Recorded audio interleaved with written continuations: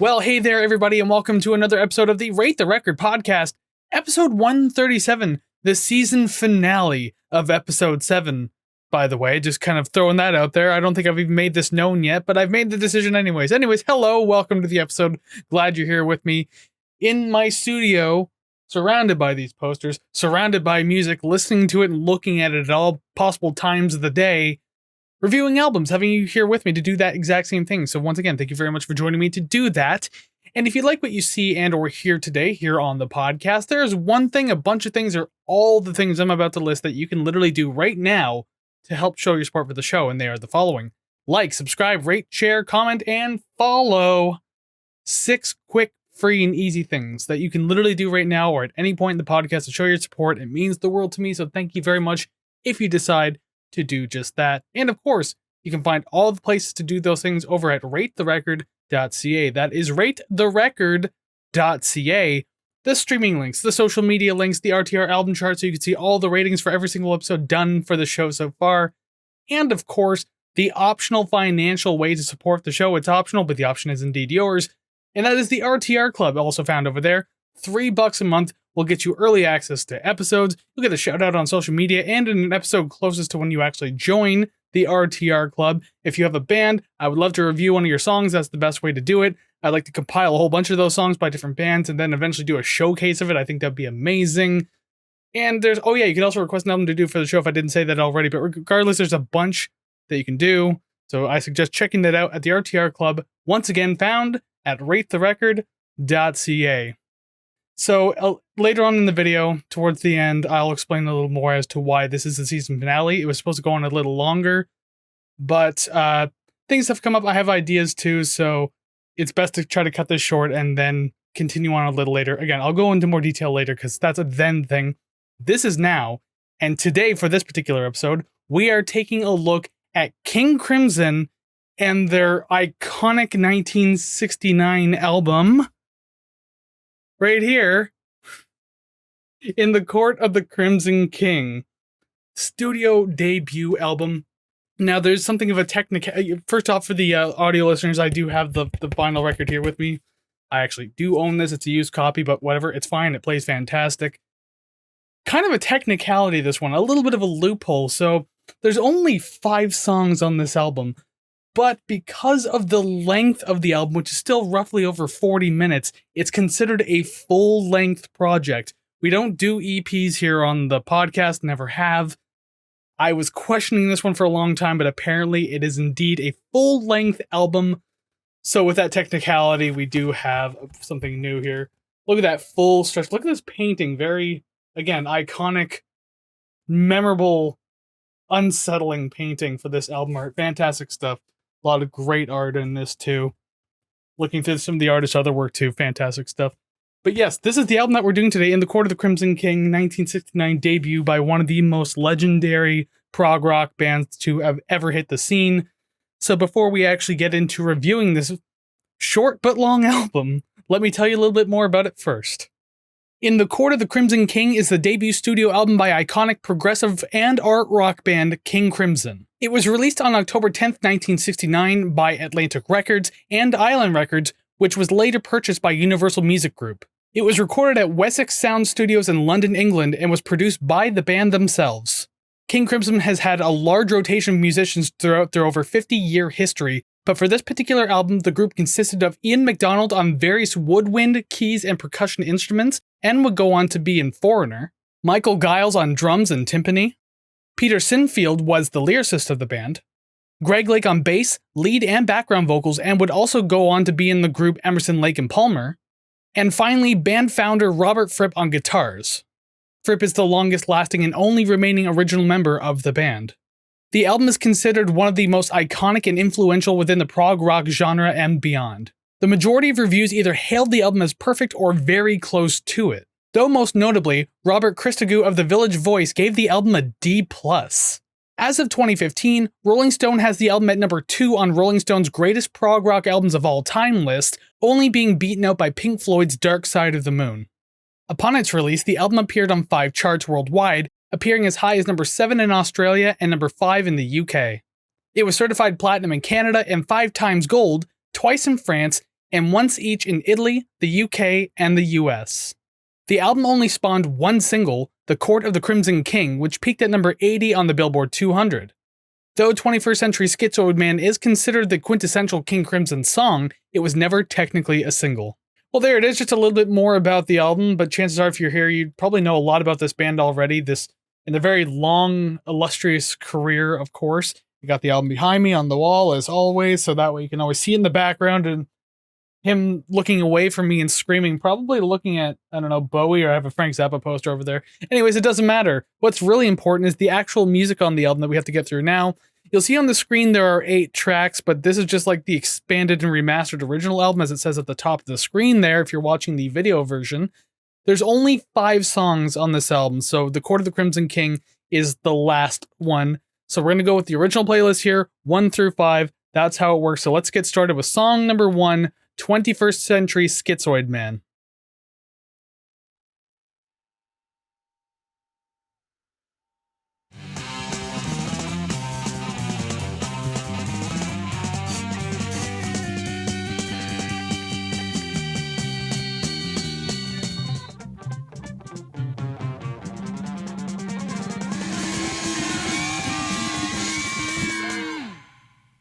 Wow, what a fucking mess that ending is. That's crazy.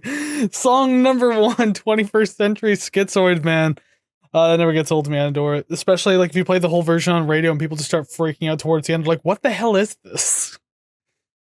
But my very first point is just a simple question, especially if there's someone like, maybe around my age, if not younger in the crowd or anything like that. How many of you were first exposed to this song playing Guitar Hero? Let's see a raise of hands, because I mean, technically, I was too, and that's where I started getting into King Crimson from there. The best part about the Guitar Hero games is it got people into a lot of different music, so I discovered King Crimson through that video game, and then went through their discography, liked a whole bunch of it, but of course this album obviously stood out to me, so I can't be alone in that. I know a lot of people had their first, to this song specifically, so yes, like, they had their first exposure to this band.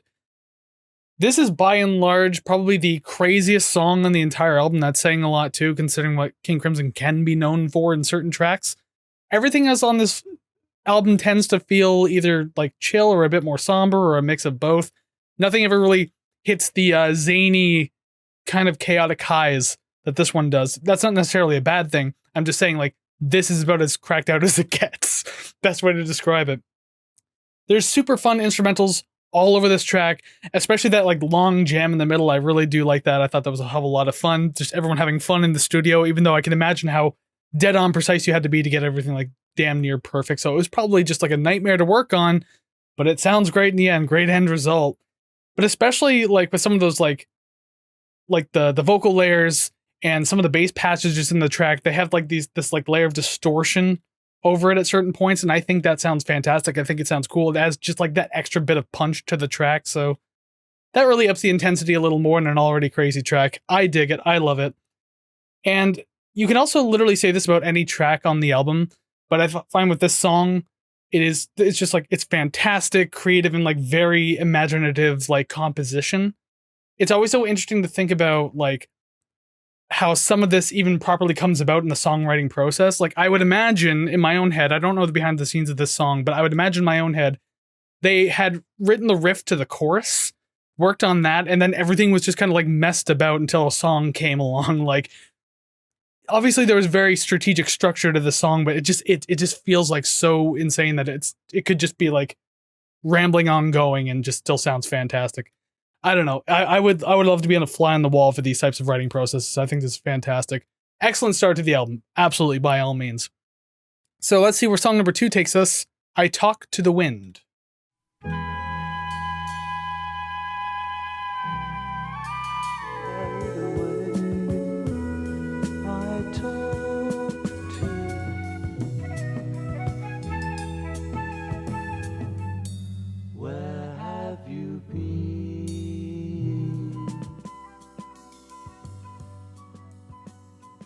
Gonna pause it there because it does bleed into the next song almost immediately.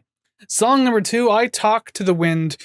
I mean, we went from like this insane chaotic opening to the album to this like absolute turnaround from that madness. which is fine because there's absolutely nothing wrong with a breather after something like that, especially because it was like nearly 7.5 minutes of that. So then we get 6 minutes of this very soft and pretty song. It's got this very dreamy use of woodwinds, these absolutely gorgeous harmonies, instrumentally and vocally. Both are just wonderful. It's just a very gentle and airy atmosphere all throughout this thing. It's just coated all over the place. And it's all just really wonderful. I've always liked this song. It's very, very nice. I'm not always in the mood for it, but it's always nice when it's on, period. So coming back to the song again to review it, like, it was nice to be able to sit through it. Even being 6 minutes, like, it does not bother me that much. There are a couple of moments on this album where I'm just like, okay, it's stretching on just a bit, but this is not one of them for sure. I've always enjoyed this one. And with that flute solo towards the end too, which also sounds very whimsical and pretty and everything like that, there's this really cool effect that I'm noticing in the headphones. I can't remember if it's on the original print or not, like stereo print, I should say.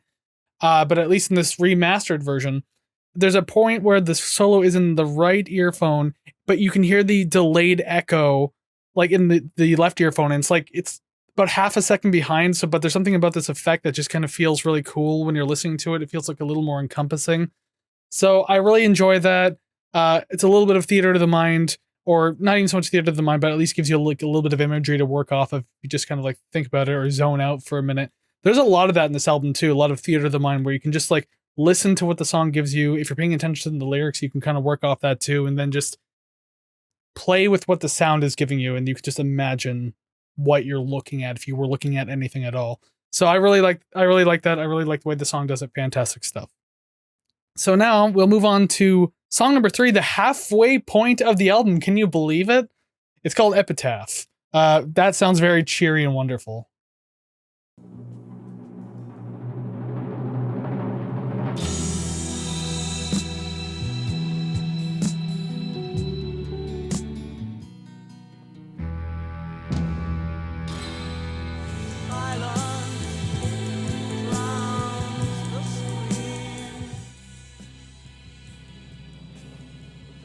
I want to be fair to this song, but it's a very long fade out, so I'm actually just going to pause it right there. It's like a 40-second fade out or something along the lines of that.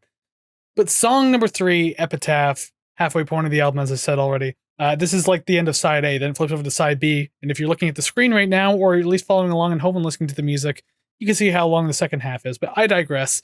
This one, Epitaph, it's just a really dreary and like heavily emotional track that also has like a lot of potential hints towards about being about war, or at least the effects of war. And I mean, given the title, The Darker Atmosphere definitely suits that whole idea. So yeah, it's not the cheeriest song in the world, but my goodness, if it is not beautiful. Because I mean, there is nothing about the song that doesn't feel hauntingly beautiful. I mean, like the emotional vocals of Greg Lake, the guitars and the bass just setting the mood perfectly. And then that heavy use of the mellotron too. Very awesome, excellent instrument, especially if used properly. And I know it has many purposes that it can be used for, but I love it when it has that like kind of like, I don't know, faded out kind of strings sound. I've always enjoyed that kind of thing. Maybe even flutes too sometimes sound pretty good through, but I digress. The mellotron feels like the glue that's kind of keeping everything together and in line. Like it's just adding so much more tension to an already very emotional atmosphere. So I really like that. It's just, again, all encompassing and just really letting you feel this world at this moment. So again, great storytelling just through sound alone. Fantastic stuff.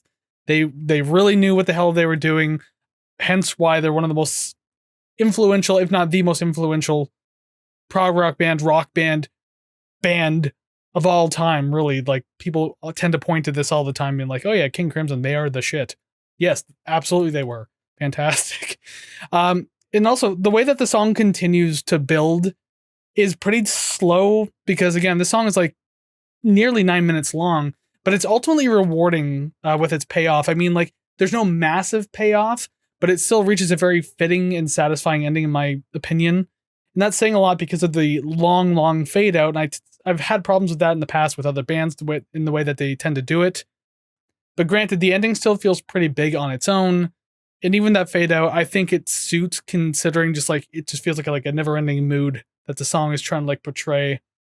And like this feeling of like sorrow and everything like that never truly ends type deal. Like again, just theater of the mind type deal that I'm picking up on. I really enjoy it. Just great stuff all around. Like Epitaph is definitely up there as one of my favorites. Should be pretty easy to pick out which ones are going to be ranked higher than others, just how I'm speaking. And there's only 5 songs, so chances are you might even nail it like 5 for 5. But I have to review 2 more songs first, so let's see what that's like with song number 4, Moonchild.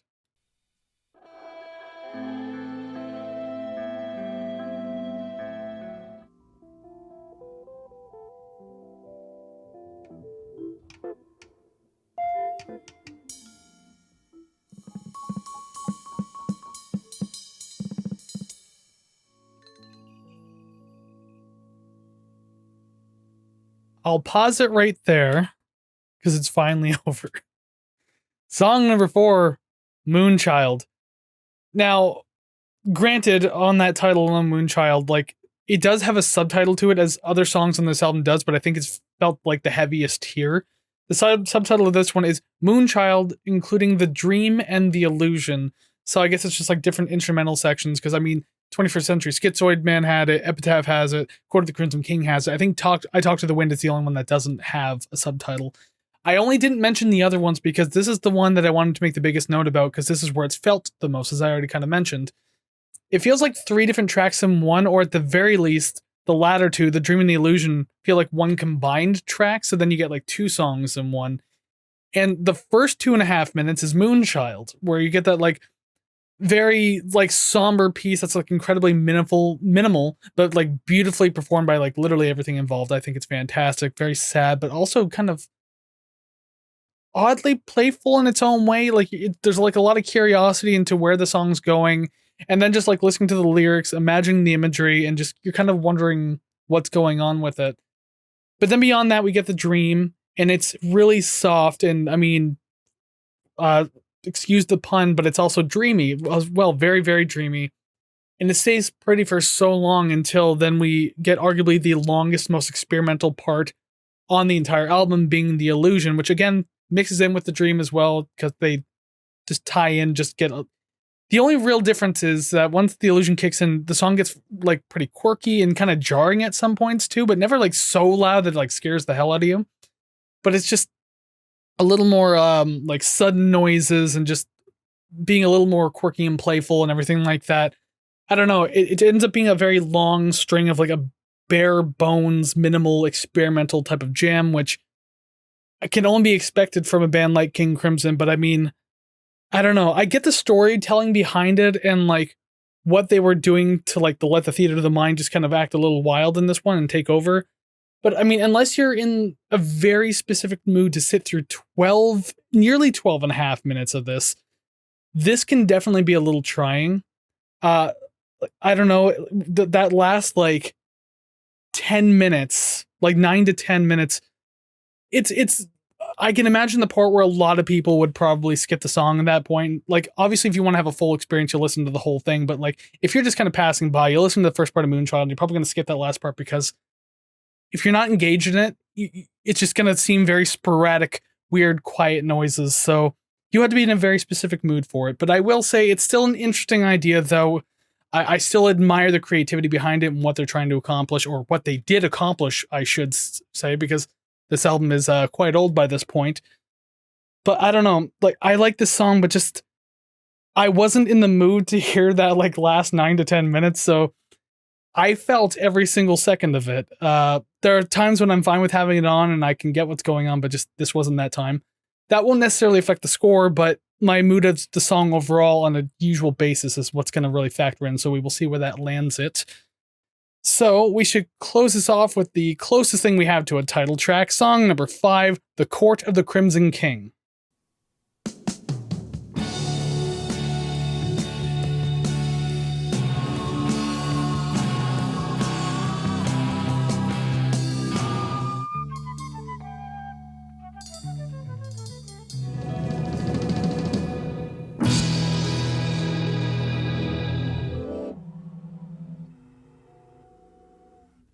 I'm scared and I want to go home. Song number 5, The Court of the Crimson King.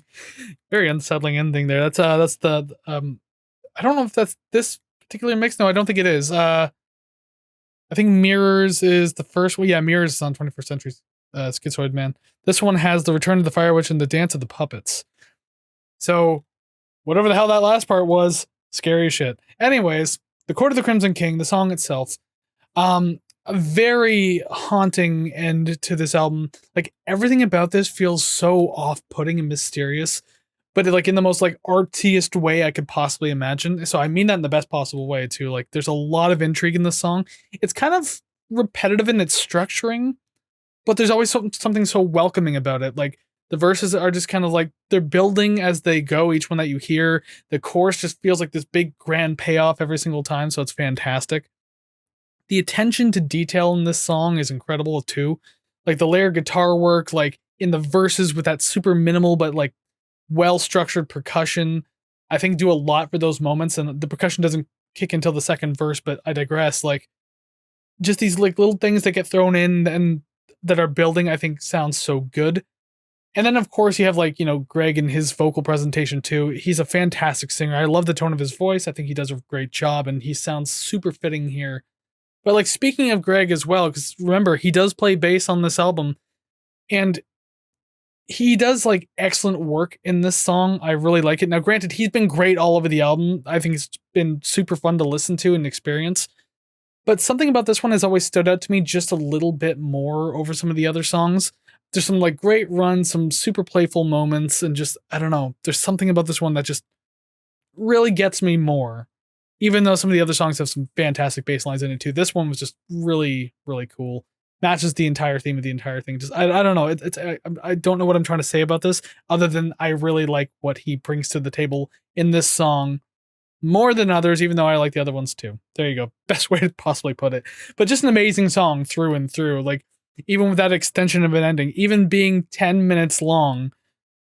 I mean, granted, like, I think the actual record behind me has the song listed at like 9 minutes and 20 seconds or something along the lines of that. So that last 40-ish seconds apparently doesn't have to count or something like that. I don't know. Maybe that's just an extension. I don't really know. But regardless, doesn't matter the length. The song works. It's fantastic each and every single time.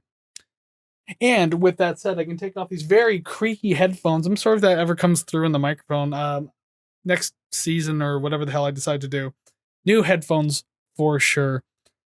But yes, that is the end of King Crimson's In the Court of the Crimson King. How many times can I see King and Crimson like intertwined with song title, album title, and then band name?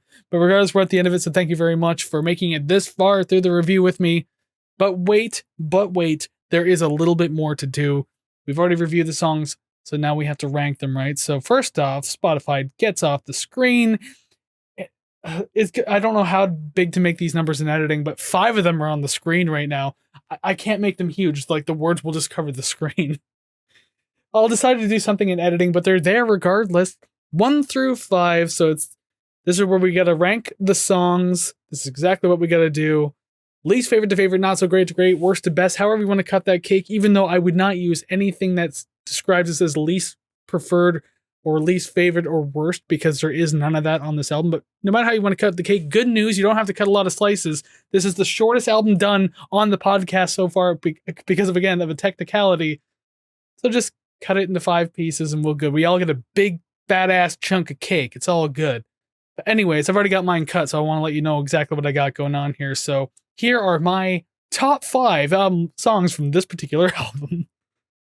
5, Moonchild. 4, I Talk to the Wind. 3, 21st Century Schizoid Man. 2, Epitaph, which means number 1, the more or less title track, The Court of the Crimson King. Looking at the scores here, it's funny because there's only 5 songs, and I was like, this has to be the easiest thing to like. This album could be rated very high and potentially be the first S tier on the entire show, right? Well, you know, then something like Moonchild, again, I like it, but I had to drop the score a bit because just that extension, like, unless you're in the mood for it, like, it's a very long, tedious stretch of time. But realistically, there's not a bad song on this album, period. Being a 7 is not bad at all. That's still, like, above half. You're still good to go. And then, yeah, there's the other scores that are just fantastic, too. So those go away. The words come up. It's time to rate the record. with the score of the songs that you just saw, there's not a whole lot of math to do, but I have to indeed rate the record. How did I feel about it? Well, I own the damn thing. I do like it. What did it come down to? Well, I thought when I picked this album, I thought this was going to be the first S tier because of that loophole technicality. I was like, it's a shoo-in. But then Moonchild brought it down just enough to be an A+ tier album at 87% even. 87% even. I just had to like really reiterate that right there. It's crazy because I did the math. If Moonchild had hit at least an 8.5, or like, Talk to the Wind was at least a 9, this would have actually hit 90. And it would have been the first S tier album on the show, period. But no, we got an A+ tier album. But you know what? There's nothing wrong with that. A+ tier is fantastic stuff. There's not a lot of those on the show. So it's nice that we have another one. And it's a well-deserved A+ because, my God, this is fantastic album. I love prog rock music, and a lot of what I love probably came from this album. And that is now it for this entire episode, and I guess kind of for the season. So thank you very much for joining me and hanging out today and listening to this album. If you did indeed listen to this album, please do me a favor down in the comments below of wherever you're listening, because there's comment sections everywhere. Let me know your thoughts on this album. What do you think of King Crimson? Do you like them? Do you hate them? Do you like or hate this album? How would you rank the songs? How would you rate the record? All that and more. I want to know down in the comments, please, and thank you. I told you all of my thoughts and opinions in detail here, so the very least you can do is like shoot me a line, like even a single sentence if you want to, say, I like this album, or I love song rankings and album ratings too, so please do that. I love seeing those when people do that. It's fantastic stuff. So go ahead and do that. Much appreciated. And of course, you can find all the places to do those things over at ratetherecord.ca. Again, that's ratetherecord.ca. Streaming links, social media links, the RTR album chart, which we'll now find this one damn near close to the top of, and of course, the RTR Club, as mentioned earlier. Go ahead and check that out if you would like over at ratetherecord.ca. Okay, we are technically done now. I'm going to stretch this ending out a little bit, so if you want to tune out now, you can. I'm just going to give you like a little bit of a news piece about the channel itself and the podcast and everything like that. If you want to tune out right now, thanks for watching. I really hope to see you back sometime. I still have NMRs coming out, so check those. Thank you. Goodbye. But if you're still here, well then let me talk a little bit about this. So originally, this is season 7 of the podcast, and I was going to stretch it out a little longer to at least 18 episodes. I believe we're at 13 right now for season 7. It's kind of the same reason why I cut season 6 off a little early, is because I've just been very busy, kind of hitting burnout, but I'm cutting it off now before the burnout gets worse, like it was at the end of season 6. Like, it was bad. Like I was wiped out and just didn't want to do this anymore. That's the thing though. I want to do this podcast, and I know I do. So I have to nip it in the bud and just cut it off as early as I can. So I started thinking to myself, what can I do to make me want to come back and do this again for season 8? Or I don't even know if I'm going to call it season 8, because here's the thing. I am going to come back. I want to do this. I want to keep doing this podcast. I do enjoy listening to albums and talking about it. I think it's fantastic and gives me an excuse to check out things that maybe I haven't heard in a long time or never heard before, period. But I digress. What's going to happen beyond here is I'm going to take a few months off, probably come back some point in July, maybe August. I haven't decided yet, but I'll let you know if you follow me on social media. By all means, I'll let you know.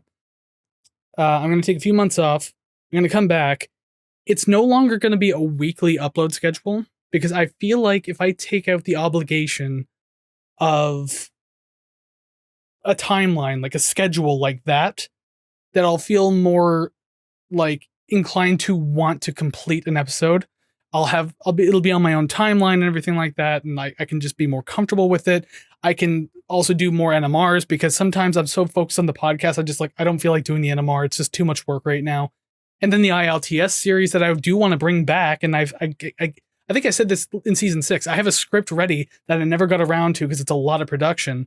So I figure if I put this at more of like a randomized, just kind of release type deal, it'll give me an excuse to work on all that as well. Now, here's the thing. You won't have to wait like super long. It's not going to be like a month or two between episodes.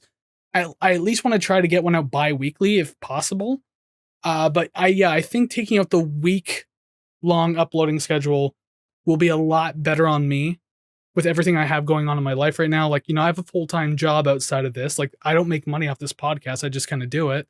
I have a radio show that I do on weekends. It's volunteer, so I don't get paid to do that either. And I just, I have a partner I like to spend time with. I'll have other things I want to try to do. I want to try to focus a little bit on music as well, like my own music. It's been very difficult to do that. So I think this is going to be the best step moving forward. So I hope that sounds good to you too. Again, I'm not quitting the podcast. It will continue, just in a different capacity and a different frequency. But it's still going to be this. Like the way I have it set up right now will be the way it continues for the foreseeable future. And I think that's going to be a lot better on me mentally, physically, and just I'll continue to have fun with this as well. Obviously, I have to go forward and alter my schedule a lot because I have albums stacked until like 2027. So I'm going to have to do some alterations and see what I can do about that. But that's fine. That's for me to do and for you to listen to when they eventually come out. Okay, that's my little news brief about what I got going on. So thank you for sticking around if you wanted to listen to that. And that means you're one of the real ones. So I truly do appreciate it.